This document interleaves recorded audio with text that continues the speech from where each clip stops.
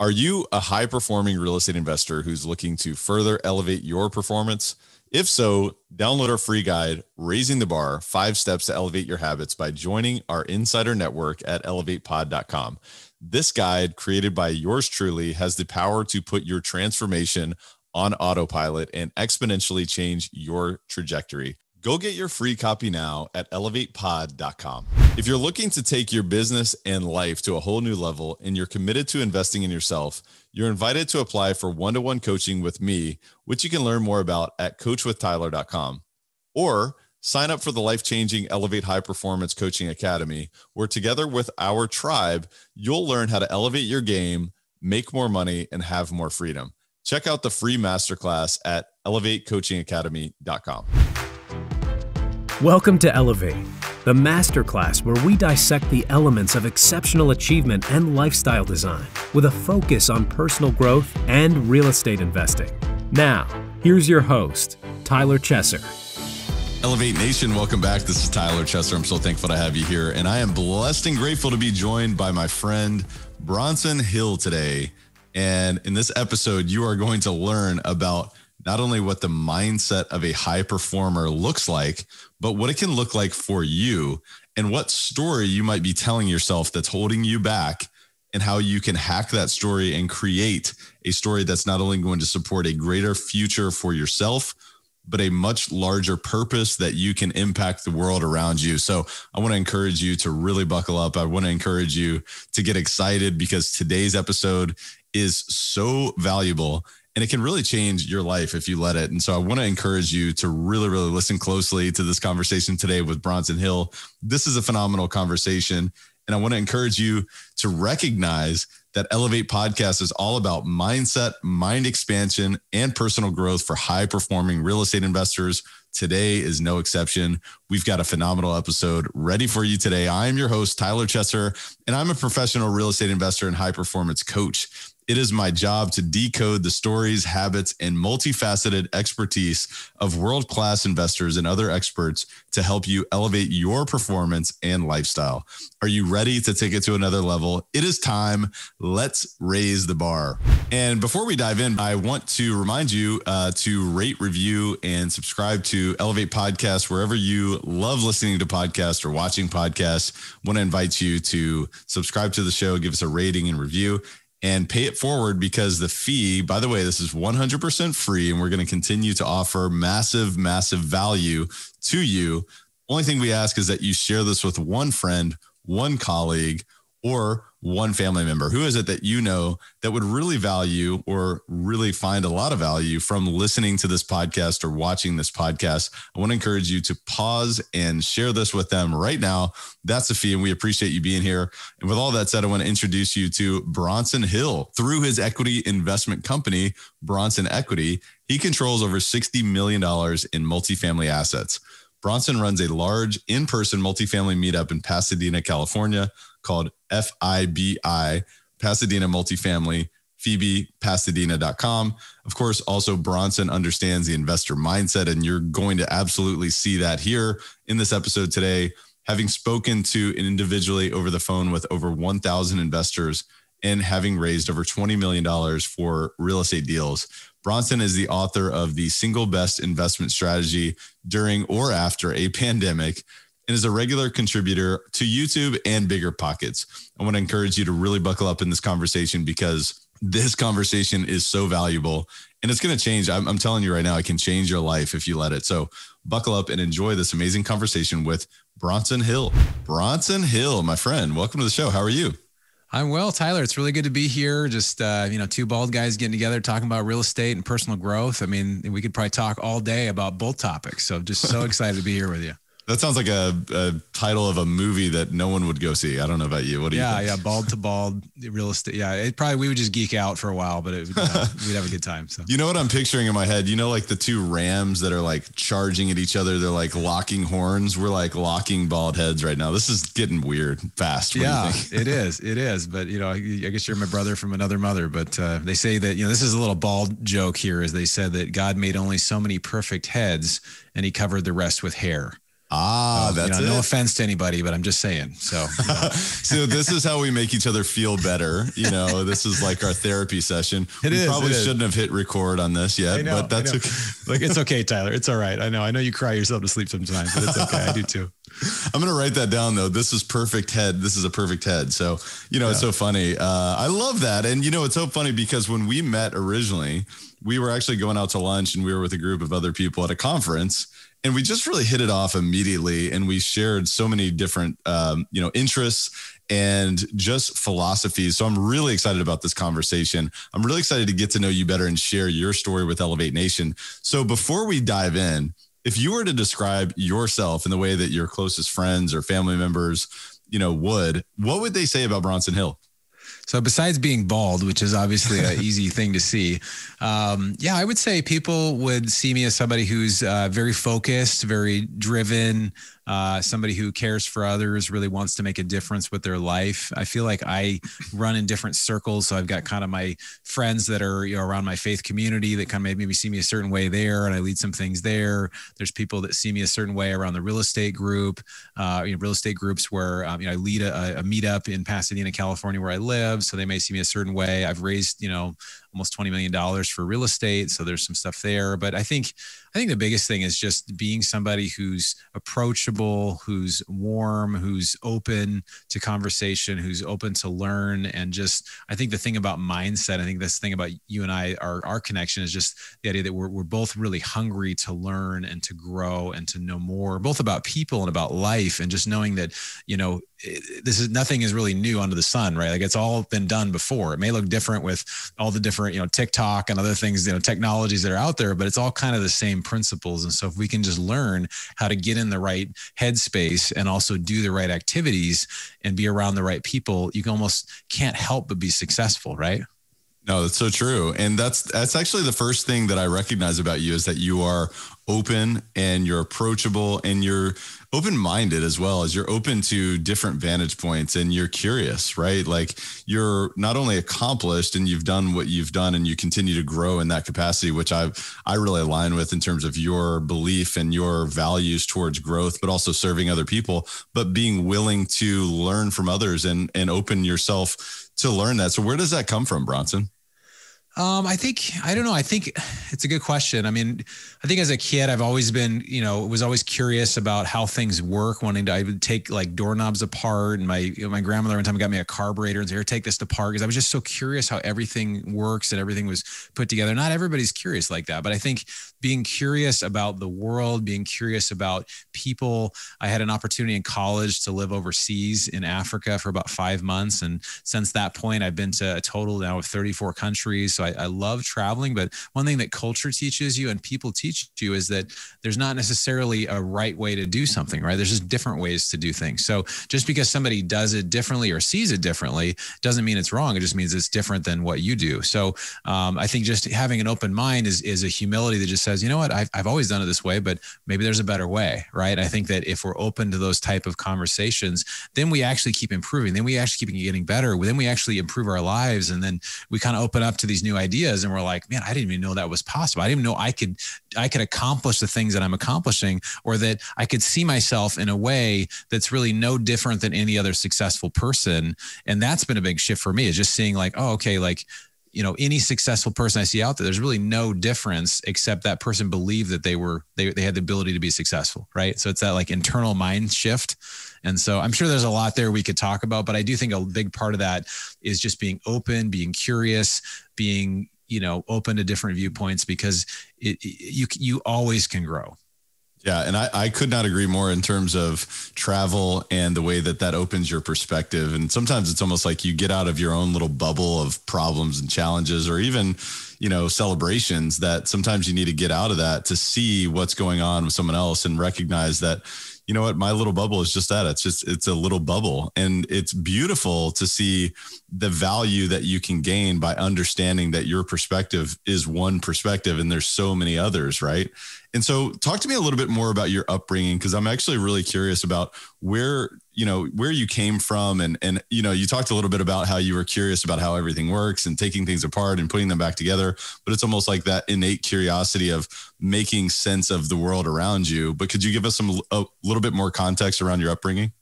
Yeah. So I think upbringing does really shape who we are. I'm sure all the listeners, we get each person on there and just learn so much just by hearing how they were raised. So for me, I was actually raised by a single parent. So my dad raised the four of us kids and I was a middle child. And basically I had a lot of freedom to kind of do whatever I wanted to do, but we were very middle class. We were very, it's like if I was going to get a car at 16, I had to save up money for that. So I started doing a paper route. And so there were things that, whether it was a craft project or it was riding my bike around the neighborhood or golfing after school, taking my golf clubs on riding my bike to the bus station and getting on and go doing, like, these were all like options to me. Right. So the idea of I guess from a young age, realized, hey, if I succeed or fail, it's going to be based on my efforts and my own ability to find what it is I'm looking for. And so I think that some people that maybe they're in a family where, it is a little more ideal, but they just don't have to really work as hard to get what they need. I think for me, at a young age, I realized like, wow, if I'm going to be successful, if I'm going to do what I want to do with my life, it's really up to me.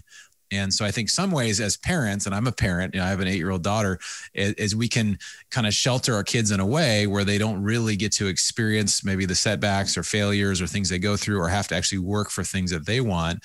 And I think it's a challenging thing as a parent. So even for those parents, how do you do that where kids do it? So for me, and not everybody who was raised in the situation that I was would have turned out, the way that I did. But I think there were some things very positively that I gathered out of that. Have you ever heard the quote, "If it is to be, it's up to me"?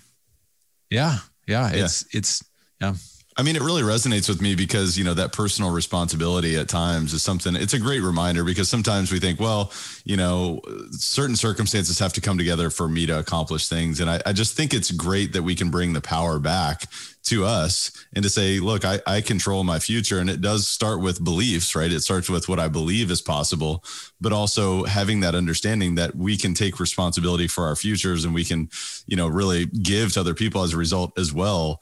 I think it's a beautiful thing, but does that resonate with you?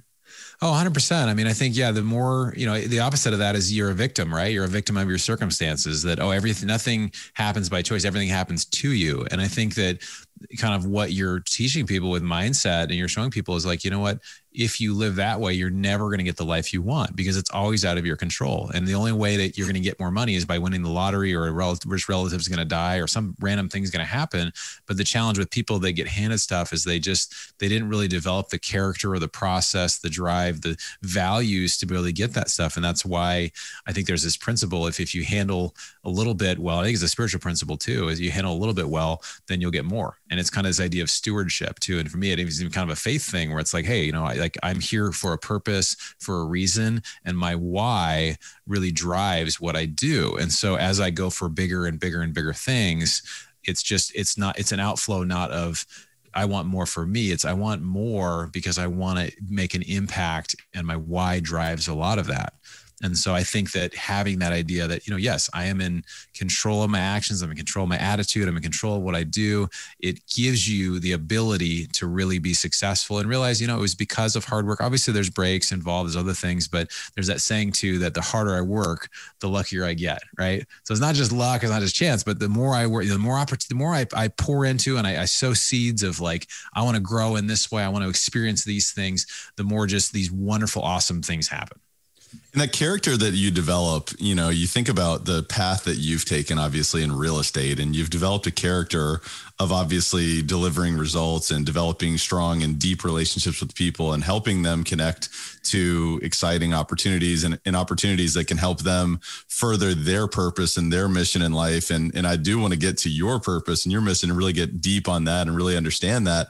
But it seems that the path that you've taken has started with the understanding of financial freedom and also the understanding of what type of financial intelligence is required to get there, and developing the character around those traits, which is ever evolving and it's always changing, right? The dynamics of the marketplace, the dynamics of the economy, whether it's globally, whether it's in a general sense of a region or a local, microeconomic sense. And there's so many different things that you can really think of there. And there's so many different factors, but that growth is something that I would imagine has been very important to you. So could you talk to me about what is financial freedom to you? And then also the role of the continual evolution of your financial intelligence?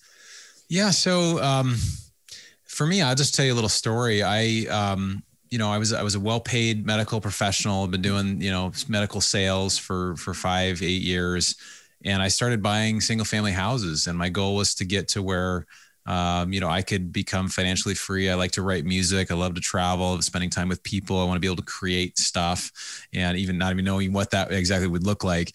But I had a relative that was doing multifamily real estate, and they basically said, why don't you do multifamily? I know you want to buy 30 houses and have, this passive income, but it doesn't sound very passive, right? Like you're going to be a full-time job. You leave your job and just go do that.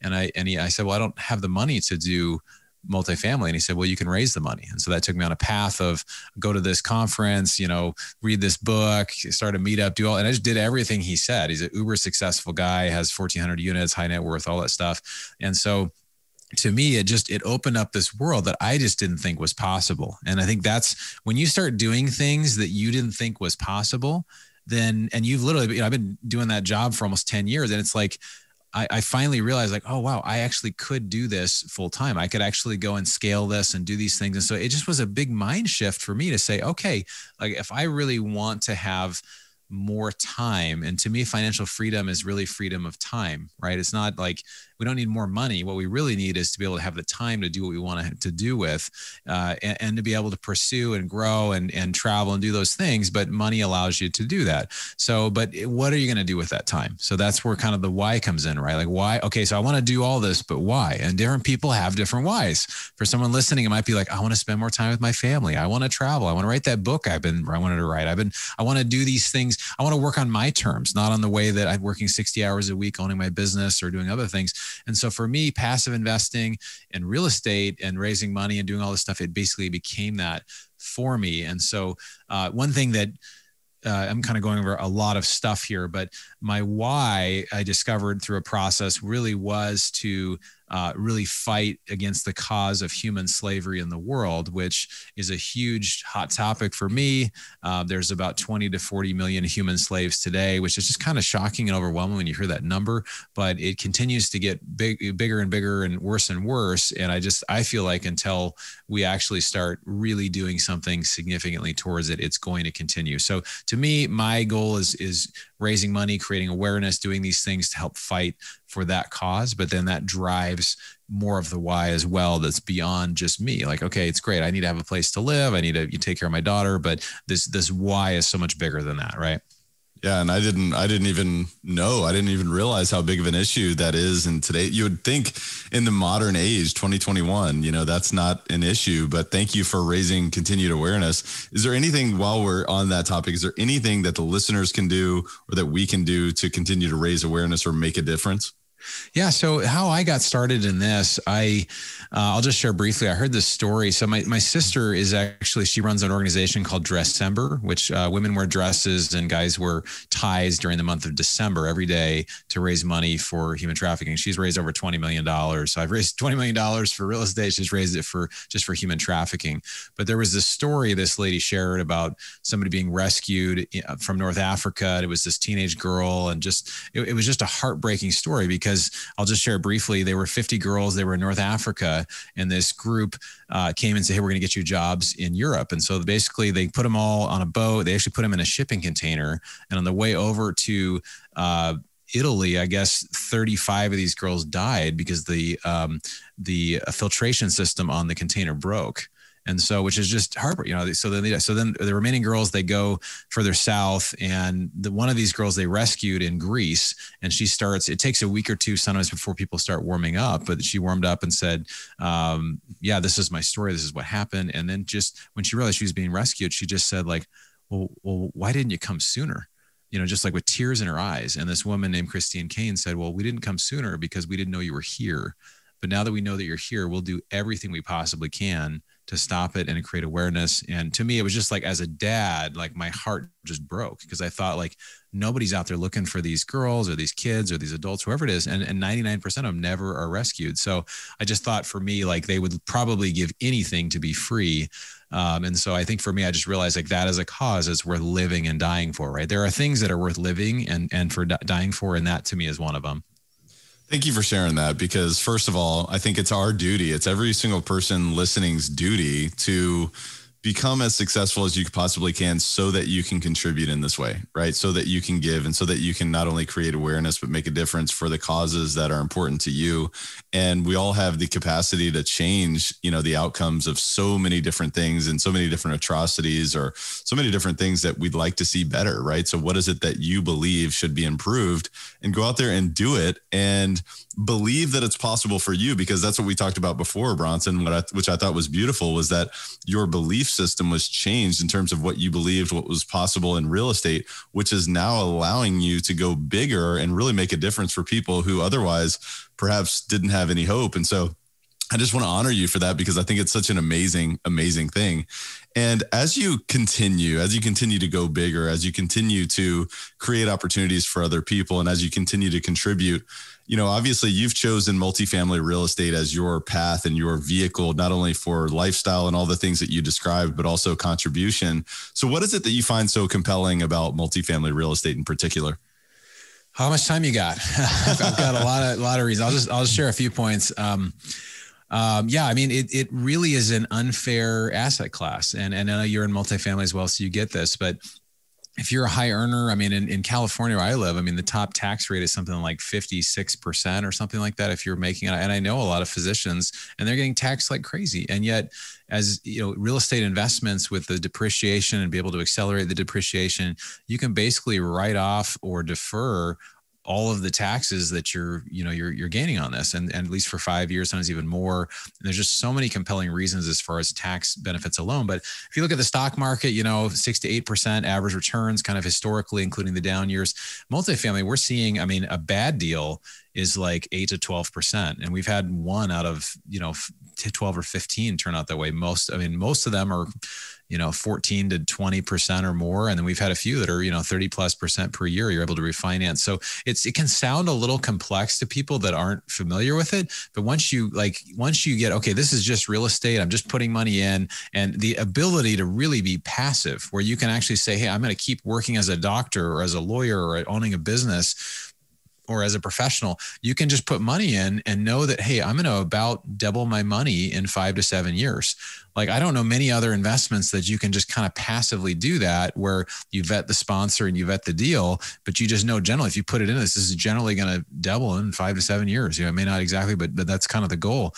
And I've met a lot of people that are now full-time passive investors. That's all they do, is they just passively invest. And so one example is of someone who needs to hear this is I worked with a couple doctors in the past, and they both literally made millions of dollars a year, so several $1 million a year, but they were working 60 to 80 hours a week. So they didn't have freedom of time. So if they don't go to work, they don't get paid. So in a way, there's still a time for money trade. And for a lot of people listening, it's like, if you have to go to work to make the money, then you're not really financially free, even if you're making a ton of money. But if you have this other bucket that's kind of, you can just put money over here, and you know that it's going to about double every 5 to 7 years, eventually that gets going. It doesn't take that long. It gets going. And all of a sudden you've got this freedom where, do I want to go to work, or how much do I want to work, or how do I want to work? Or you can change that. It basically just gives you freedom. And a lot of people are so into the rat race, it can't really see that that's even possible. So it seems for a lot of people like a very foreign idea, but once you understand it, it's like, oh, this is how it works. And so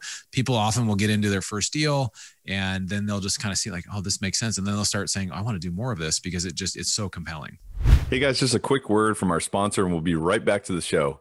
This episode of Elevate is brought to you by CF Capital, and you know how much I love real estate and how it can be a vehicle towards creating any outcome that you want in your life, which is really why we created CF Capital. It's a real estate investment firm that focuses on acquiring and operating multifamily assets that provide stable cash flow, capital appreciation, and a margin of safety for our investors, for our partners, and for the people that we serve. Our team leverages its expertise in acquisitions and management to provide investors like you with superior risk-adjusted returns while placing a premium on preserving capital.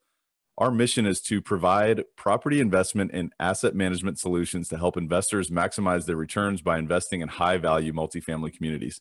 Our philosophy is that we can elevate communities together through this process. And I want to invite you to go check out cfcapllc.com because we have a free ebook that's called The Bottom Line, the 10 ways to increase cash flow in an apartment complex. And I want to tell you that this is a value packed ebook. So I want to invite you to go check that out right now at cfcapllc.com. I think you're going to get a ton of value just from reading this, whether you apply it to your own business or whether you educate yourself further on what it would look like if you invested with CF Capital. So go check that out at cfcapllc.com. Again, that's cfcapllc.com.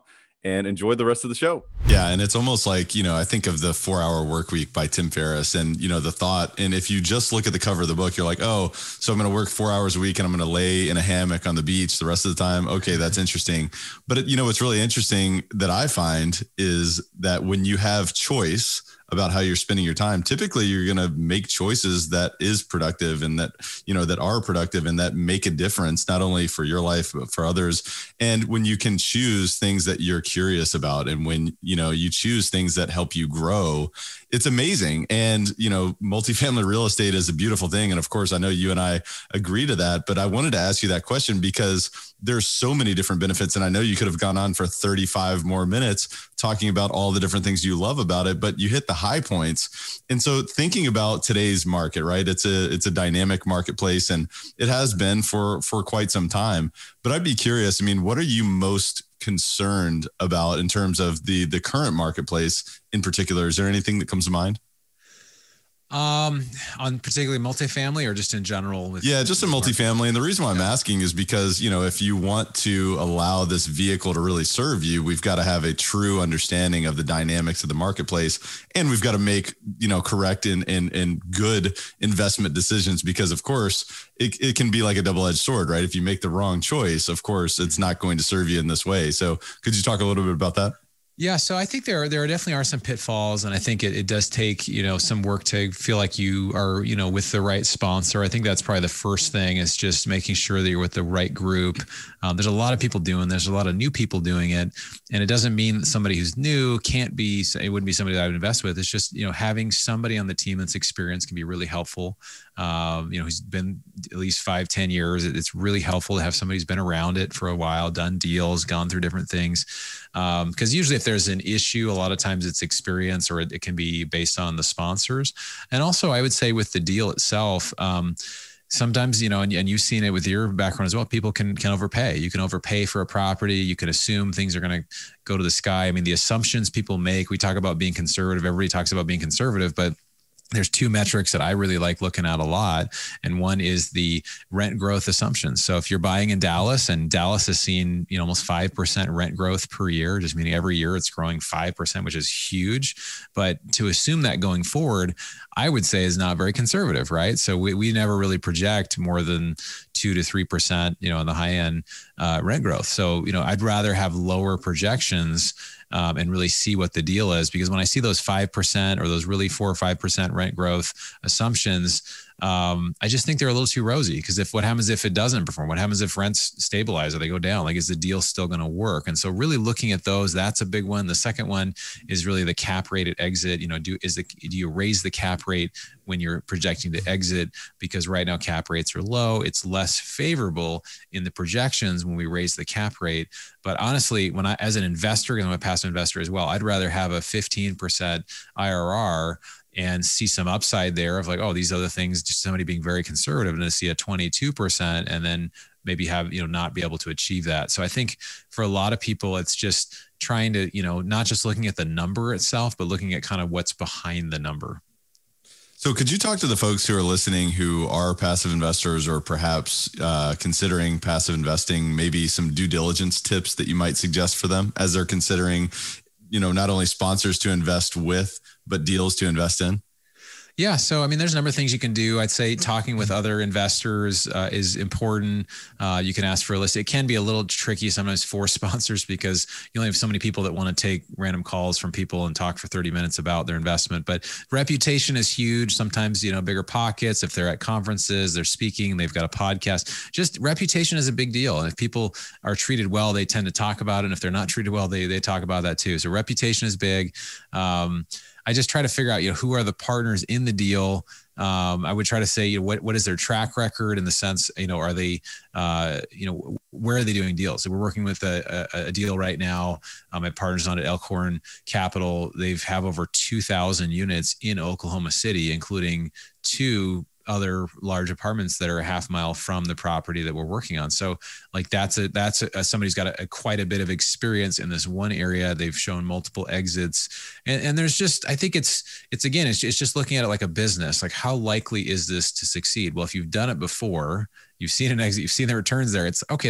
You can see it's there. And if there's some variance, which usually there is, like maybe somebody's got 3 deals or 4 deals they've exited, maybe 3 of them have been, fine, and one hasn't worked out as well. Well, how bad did that one not work out this well? And I think a question I ask is, well, what hasn't gone well in a deal? And if it's always all rosy all the time, then either they don't have the experience or they're just not being honest with you. And I think the biggest thing for me is just, when people share bad news, it builds trust. And that's a quote from Ken McElroy. It's like when people share when things are not going well, it's a trust building thing versus when they hold things back. So I think those are big things. There's some gut stuff in there as well, just as far as, do you feel like you resonate with this person? Do you feel like they're being honest with you? But a lot of times you don't really know until you get into a deal. So sometimes maybe put the minimum in rather than, 5%, 10% of your net worth, or put 500K. And we've had people do it, but I always think, kind of get started with a little less is good. And then you can kind of see how it goes and put more in later. Yeah, that really resonates with me when you shared, when people share bad news, it builds trust, right? Because, what type of character are you exhibiting by withholding information? I don't know about you, Bronson, but I can feel when something's bad is going on in a deal. If you don't hear anything, you can already guess what's going on. And you can almost infer a little bit more about that individual's character. And perhaps, you can infer if you're going to make a decision on doing a deal with that person in the future. But does that resonate with you? Oh, absolutely. Yeah. I think it's all about, at the end of the day, and you're not being sold something. Nobody wants to be sold, right? I don't want to, go to a car lot and say, hey, you look great in this nice 1970 whatever Cadillac, whatever it is. It's like, no, I want to be, I want to have somebody who, I want someone to treat me as a friend and say, hey, I want to help you. And, if it works for us to work together, great. But if I refer you somewhere else, I mean, it's a very trust building thing. And at the end of the day, people really want to know that you're really there for them. And I think that's something that I try to do. And to be really honest, I have to check my own motives on that sometimes, right? Because like I'm incentivized and biased to want to get all of the people that I talk to into my deals. And I think they would be really helpful. I think they're great deals, but sometimes it doesn't serve them well. So it actually is better to say, no, you know what, let's hold out, or instead of doing this amount, you should do less, or maybe you should, talk to Tyler and do one of his deals because they're doing great deals. And, it just makes sense based on people's parameters. And I think that, it's something we all need to be aware of when we talk to people, because we're all biased, but particularly also too, if you're an active investor or you're somebody talking to investors. I've talked to over 1,000 individual investors, and you just need to be very aware of what really is best for this person. You have to check your own heart in that too. Yeah. And one of the things that really shows up for me when you describe that is I'm thinking about long-term relationships, right? Because what you're talking about is transformational relationships rather than transactional relationships. And when you advise someone perhaps against what's in your best interest, but it's in their best interest, I think that's a deposit for a long-term relationship. What else comes to mind in terms of deposits for long-term relationships from you, Bronson? Well, I got goosebumps when you started talking about that, Tyler. Just like transformational relationships. And that's really what it is. I mean, my idea of working with investors is really the partnership model. Is that, we may, somebody may invest 50K now, but I want them to, 5 years from now, I want them to say, I've had a phenomenal experience. These guys have communicated well. Things in the deal went well. It performed well. There's obviously in every deal, there's some things that go great. Some things maybe don't go as well, but they're, overall it performed well. The communication was good. I reached out, they were there, they were consistent, and I've invested again. Maybe I've referred my friends and family, and I'm raving about these guys because I just love working with them. Versus, people work so hard to get investors and they work so hard to raise money. And then people have a terrible experience, right? They get into a deal and the communication's not there and the performance isn't there. And they're like, what are these guys doing? And it's just, I think that we've actually had some investors where we've just kind of said, I just don't think this is a good fit for you, based on knowing that they're a little difficult to work with for what we're doing, like their temperament or maybe the way we work together. Like sometimes it's actually better to not work with somebody than to be in a business deal with them for 5 to 7 years and realize this just isn't going to work. So I think the idea of what you're talking about, transformational relationships, is I want people to be better off in every way. I want them to, succeed in every area of their life. Now we're working on real estate. We're not working on, marriage counseling or things with their kids or whatever, but I feel like life is transformational, right? If I live a life that's transformed in different ways, if I'm growing, if I'm learning, if I'm finding a way to be of service to others, then that really comes out in every way. And what happens is people start to see you more as you're this person that just is really trying to make a difference. And so I have this kind of spiritual belief that we're all agents of light. And wherever we go, wherever we can shine that light, whatever, you're a teacher, you're a pastor, you're somebody who, works, as a lawyer or as a real estate person, we're all just really, it's a calling, right? To be this light and be this help. And for some people, this might be a little bit, distant. I don't even know what you're talking about real estate, but I think it all relates, because people can read when you're genuine and they can read when you're a fake. And it has to be genuine for you to be successful long-term in this, because even if you fake it and you're like, oh, yeah, I'm going to try to care for people, whatever, like people know if it's real or it's not. And we know that from friendship. We know that from family members, how we relate with them. And we want to be around the people that are truly saying, hey, I want you to succeed in every way that you need to. And I want you to be everything that you were made to be. Right. Because eventually that authenticity shows up, or the truth comes out, right? Because if someone doesn't feel that, energy that maybe isn't totally truthful in the moment, and they make a decision based on a false premise, eventually the truth is going to come out, right? So why don't we just cut that out and just be truthful in the beginning? And so I just think that's so important. And we were talking about transformation, right? Transformational relationships, but I want to talk about transformation as a human being and as a person, because that's what personal growth is all about. That's what really, evolution in business and in life is all about, is about continuing that evolution. One of the things that you and I connected on immediately, Bronson, was our love for continuing to challenge ourselves and having that competition with ourselves and continuing to grow and become that next version of ourselves. So could you talk to me a little bit about why personal growth is so important to you and what that looks like for you?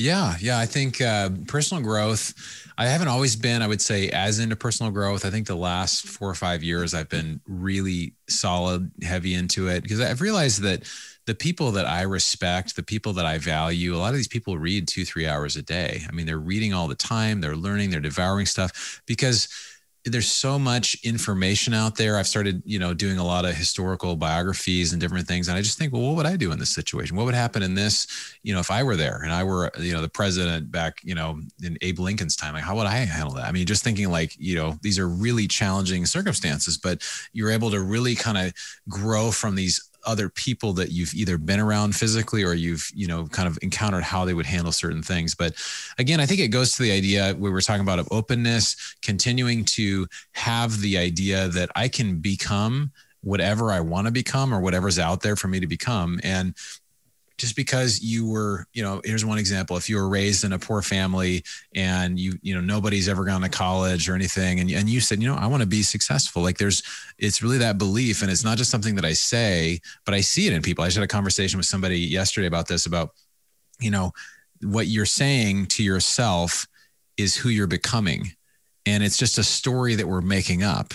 So when you say, oh, I'm never going to do this, or I'm never going to be this person, that's literally just a made up story that you're telling yourself, and people are unaware of it. So if I say like, oh, I'm just really stubborn and clumsy, well, you're actually saying that's actually becoming a creative force in your life. And you're actually saying or prophesying, this is what I'm going to be in the future.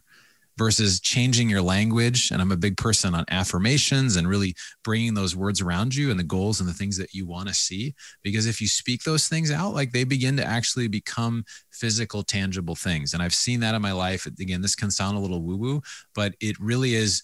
Everybody that has become successful has some sort of, people around them that are at the next level. They have certain practices they do. They visualize, have a vision board. There's a great book. A lot of people probably read it. You've probably talked about it on the show a lot, Think and Grow Rich, the idea of the mastermind, getting around people that are very successful. Almost every single one of these people that Napoleon Hill interviewed that were very successful, they all had this group of people around them that were peers that were kind of pushing them on. And so there's just things like that you see that really become transformational. And so any area of your life that you want to improve, if you believe that you can't change it, it's like that fixed mindset, right? You can't change it, versus if it's all a growth mindset, it's, well, anything can change. I can change any of it. If I'm depressed, if I'm discouraged, if I'm overweight, if I want a better marriage, if I'm divorced and I want to get married, like you can basically, you want to be a better parent. Any of these things can change. It's just, you have to believe that it's in your control. And that as you take those steps, that it actually can change. That is so good. So good. And what you're talking about is changing the story, right? You can change the story that we may be conscious of, or it may be unconscious, right? It may not be something that's showing up in our conscious thoughts, but it's a belief system perhaps that's underneath the surface. And so what you're talking about is, it's like guerrilla marketing from every different angle in terms of changing this story. You're talking about personal affirmations. You're talking about vision boards. You're talking about surrounding yourself with people who support a growth mindset rather than a fixed mindset.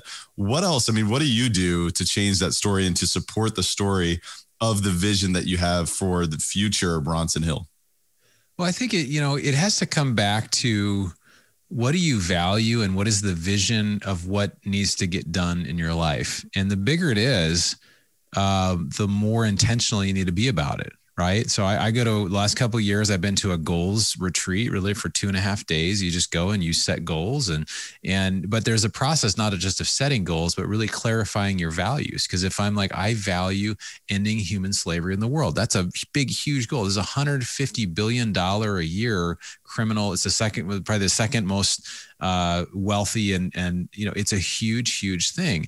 And I feel like I'm just getting into understanding what that really means and what that is. And I've been involved in different ways, but it's huge. But if I want to change that, then I've got to actually start to say, what tangibly am I going to do today? And I can't do everything, but what can I do? Who can I? So with my church group, okay, I'm going to bring people, I'm going to start a group that's going to create awareness about this, or I'm going to give and I'm going to go to these events. And when my sister, who's involved in this, when she goes to India, I'm going to go with her and I'm going to hear some of these stories myself. Like there's certain things I need to do, because then again, I'm going to be able to get there. So for someone's life, it's like, hey, I want to become financially free. I'm not at a place where I've got to go to work and I want to get out of this. And maybe somebody's listening to this on a jog or they're in their car and it's just, they want to change it. Well, the goal is you have to see a different future, and then you've got to keep it right in front of your face. And so that's why affirmations, just the last 4 or 5 years, I've literally been speaking that, oh, I'm this type of person. The times when I've felt the most insecure, when I felt the most vulnerable in different ways, well, I'm speaking things that are like, oh, I'm strong and I'm confident, I'm loved and I'm whole. And I'm these things that I really want to be true for my life. And the more I've said that, the more my subconscious has received that. I'm like, oh, this is the person that I am. And the universe has this way. If you live as a certain person and you're consistent all the way through, you will be treated that's the person that you are. And so it's amazing how fluid, we can change our belief system. We can change what we put in front of us, and we can change how the world interacts with us, and even how we interact with ourselves. And you've seen this, I know, Tyler, because I can tell in the way we talk, and it's all possible. And once you get that, I think there's this quote by Steve Jobs that says, once you realize that the people that created everything you see are just no smarter than you and I, but they kind of decided to do it, then nothing really becomes impossible, right? You kind of know, well, if they did it, and so that's huge. So anybody you see doing something, you're like, oh man, I wish I could do that. You need to change your mind, the way you say it is oh, I could be doing that. And what would it take for me to become that person to do that? And that's why this personal growth stuff, it can get you to that next level. And it really resonates with me as well, because you think about it, and I don't know if you've recognized this or not, Bronson, but the more and more people that I interact with who are ultra successful, they're really still figuring it out themselves as well. And so there's a story that many people have that says, well, I can't do what Steve Jobs did, or I can't do what so-and-so is doing because they're smarter than me, or they have more resources than me, or they have X, Y, and Z that I don't have. And that's a story, right? And so we're talking about an identity that we can create. And so we don't have to be the default mechanisms of our environment. We can actually create our future by going through this process and by, supporting ourselves by setting up an environment and being intentional about what's in front of us and what are we reminded of on a consistent basis, because what we remind ourselves of is what we become. And so one of the things that really resonates with me as well on the note of this conversation is habits, because I believe that habits are kind of the operating system towards supporting a future identity or even our current identity. Maybe there's some lagging indicators there. Are there any really important habits that you've set up or installed in your life that have supported this future identity as well? Yeah, I think its habits are huge. There's a book, I think we've talked about this book, Tyler, the book called The Slight Edge, where it's like the little habits you make today, tomorrow, they don't either positively or negatively. If you smoke, it won't kill you today, tomorrow, or this year, but in 10, 15, 20, 30 years, it could. And so same with positively, if you work out consistently, you're not going to see it right away, but you are going to see results over time, and you're going to significantly benefit your family. Everybody's going to benefit. So I think like your question, the idea of what habits specifically can you do? I think goal setting is huge. I think taking time away. And I mean, Henry Ford has this quote about, thinking is hard work. That's why very few people do it. And if you think of it, most people, when they get to their mid 30s, 40s or older, we stop making goals. We stop reading books. We stop actually applying ourselves to do bigger and better things. So I would say to anybody who's just kind of doing what they do is to take some step back and just say like, well, what is possible and what do I want to do? And so I think kind of that reflection on a week to week basis, just to how did it go this week? What are the things that are happening? What do I want to change?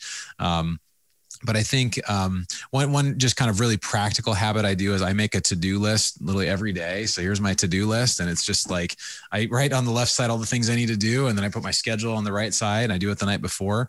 And it's just like, it keeps me, I'll take it from my calendar on my phone and I'll just put it in there. And it helps me to just, okay, this is what I need to get done today. Because I realize like, and if I can't get it done, I'll just carry it down to the next side. But I try to create little rewards. If I get this thing done, then I don't know, like for me, what's fun, I'll go on a run or I'll have a beer or I'll do whatever these little like tiny rewards are. It's like, okay, I'm not going to do this fun thing or until I get this certain activity done. So I guess there's some habits there that, just being very practical and, everybody's got different things that could be rewards for that, I guess. Yeah, I like to bring up habits from time to time just to remind the listener or to bring to the forefront that we can actually create them, right? We don't have to be the default of, society or what have you, or what, because we're habitual creatures, right? So how can we create what we want and put our transformation on autopilot, right? We've been talking about transformation this entire time, whether it's for ourselves or for other people. I just think it's an amazing and exciting thing that we have all this within our own responsibility and within our own grasp to create whatever it is that we want. But Bronson, what an amazing conversation. I've really, really enjoyed this.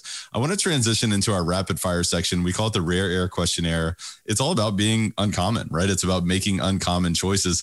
It is about thinking, right? Maybe this is an uncommon activity. Maybe we're thinking a little bit here, but I'd love to know if you pointed to 2 or 3 of the most impactful books that you've read over the past few years. And I'm really excited to ask you this question because you're such a widely read individual. What would those be and why?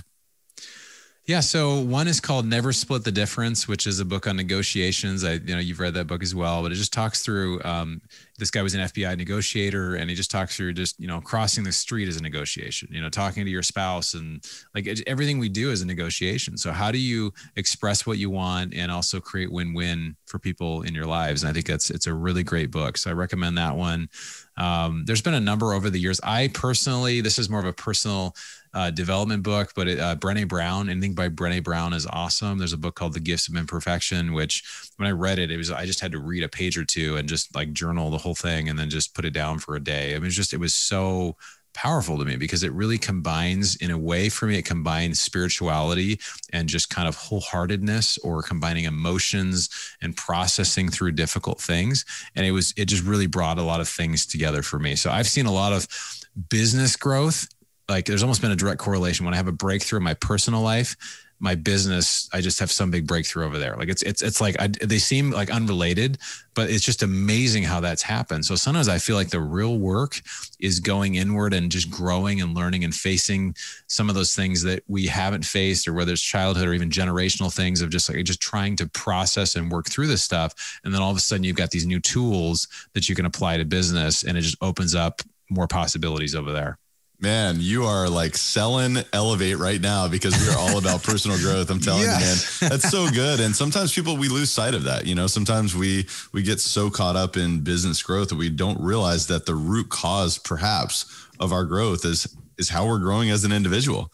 So such a powerful reminder. Thank you for that, Bronson. That was amazing.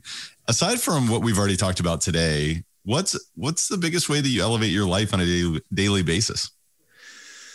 I think on a daily basis, I have regular practices that I do. I mentioned my affirmations. In me, I have my spirituality. So I spend time in prayer. I read the Bible, and I do. People have different. It doesn't have to be somebody who reads the Bible, but just you have certain things that you create space for yourself, that you're reflecting and you're learning.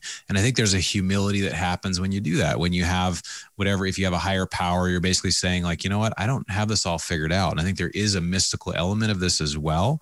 And so not to go against what we said, that you are in control of your life, but in some things we're not in control of our life. So how do we balance those things out as we create this space for reflection? We create this space for spirituality, and it allows us to be open, to be like, okay, like I'm going this direction, but maybe like it's kind of this idea of being very driven, but also being very open, right? Because they're not always mutually exclusive. You can both be very driven and also be like, I'm just really trying to find what the right thing is here. I'm really looking for my purpose. I'm really looking to have some help in these areas. And so when those things come together, I think it is really powerful. And then you see this breakthrough and you're like, oh, wow, I think I get this now. So I think that having some sort of spiritual practices have been awesome. I think having a community around you, like I have my entrepreneurs group that we do, talk about all different issues and different things. I have my men's group, my church, and we talk about life, and we just get really into the nitty gritty. And that they're great for different reasons, right? Like they're really, really great. I think having people around you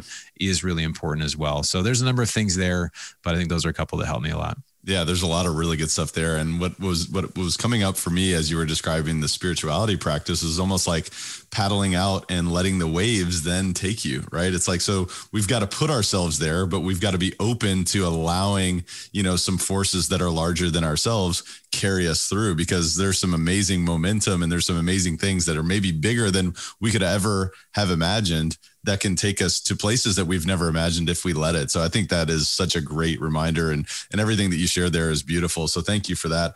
But what's the biggest way that you elevate others around you, Bronson? I think honestly, the biggest way we can elevate others is having an openness and really seeing people. Because a lot of times we see people all the time, like we can actually just like, we see them around us, but we don't really see them. We don't really see who they are. We don't really like, oh, this person's actually having a hard day. They're actually going through something, or, actually this person is in the middle of whatever they're in. And so just being aware that not everybody is going through what we're going through, or if we're on a super high, they may not be an high. So just being aware of people around us. And I think also too, like I did with my friend, just saying, you know what, this story, you're telling this story about yourself, that this is who you are, that you're just somebody who does this, or you're not organized, or you're clumsy, or you don't do this and work, whatever. Well, this is just a story. And once you start kind of flipping that switch for people, like not everybody's going to get that, but I think it's a way that we can help people just to say, you know what, this is changeable. This is figure outable. You can change anything you want, but if people don't believe that, or they don't know that's possible, then it's not possible for them. Right. So I think that's a big one. Yeah, it just reminds me of, there's a book and it's called, or I don't know if it's a book, but it's a phrase, but everything is figure outable, right? I mean, yeah, I think it's a book. I think it's a book. Is it a book? Okay. Yeah. Well, maybe we'll link that in the show notes, but my goodness, Bronson, what a great conversation. Thank you so much for being on the podcast. Is there any other parting thoughts or words of wisdom that you'd share with Elevate Nation today? Yes, I just want to say one thing. I do really appreciate and want to honor you, Tyler. I love that you are personally really engaging yourself more than just, hey, I'm doing a podcast or I'm doing real estate. Like this is your own personal labor of love. So I see that. I want to recognize that and really honor you for that, and for your whole community, because it's obvious. It's very genuine just in knowing you, seeing you in person, talking with you. And that's amazing. But the one, I think, parting thought that's helped me a lot for, this is just for people that are trying to take themselves to the next level, is to find people in your life that are valuable people that you're getting value from, and make yourself valuable to them. So what that can look like is saying, hey, what's the biggest challenge in your business? Or what's an area that you need help with in this particular area? Now, don't go to somebody who's really successful and say, hey, I want you to mentor me, or what. It's okay. You can do that, but really trying to help solve a problem for somebody who's doing big things, that can open up huge doors, both for them as well as for you personally. So I think that's a huge kind of tip that I'd recommend for people. No, that's so good. And I just want to re-highlight that, making yourself valuable to valuable people. I mean, what a bold and golden really offer for the audience to really apply that to their life immediately. Thinking about how can you give to someone else, because it's not just about us, right? It's about how can we offer value to someone else. And we have so much value. This has been such an amazing conversation, Bronson. Thank you again for being on the show. The best way for people to reach you, could you tell the audience about where they can find you? Yeah, I'd love to connect with people, whether it's people that are, mindset, real estate, any of the above, investors, either active or passive. You can go to bronsonequity.com. I've got a free ebook that's the single best investing strategy during and after a pandemic. And so it's very compelling about just some of the ways you can position yourself to do well during this time. So, but Tyler, this has been amazing, man. I appreciate you having me on. It's been a lot of fun. You bet, my friend. Thank you so much for being here, and we'll see you soon. Oh my goodness, Elevate Nation. What a great conversation with Bronson Hill. Such a phenomenal individual and such a heart-centered individual, and somebody that I just really appreciate. And I've got to give him a huge shout out because, man, he's given me the kudos. But you want to talk about somebody who is authentic, he's true, he's trustworthy. That's the guy right there. And that's the type of person that you want to align yourself with, that you want to consider opening up your mind and, listening to and learning from, and allowing yourself to develop a transformational relationship. That has been such a central theme of this conversation, is not only transformation through mindset and through growing as an individual, but also developing that trust and that transformation with other people, and really holding that centerpiece of real estate and of this business, which is relationship, really so high and so of such importance. And so I just really want to encourage you to re-listen to the show, because there's so much value here. There's so much that you can apply to your life, that you can apply to your story, right? Because we were talking about story, we're talking about identity, we're talking about who do we believe ourselves to be.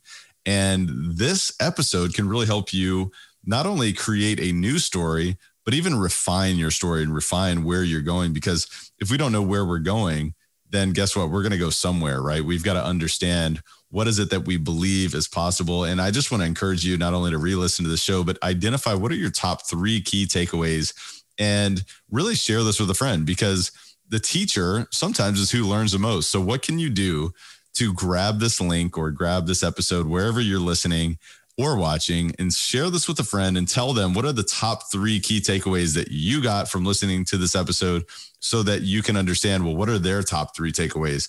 Because paying it forward is a beautiful thing. I also want to encourage you to re-listen to the show, because repetition is the mother of all skill. And most importantly, take massive action on what you learned today. Until next time, Elevate Nation, thank you so much for tuning in. Thank you for listening to Elevate. If you enjoyed this episode, be sure to rate, review, subscribe, and pay it forward by sharing with a friend. Most importantly, take this opportunity to elevate your results by taking immediate action on what you learned. For more, visit elevatepod.com.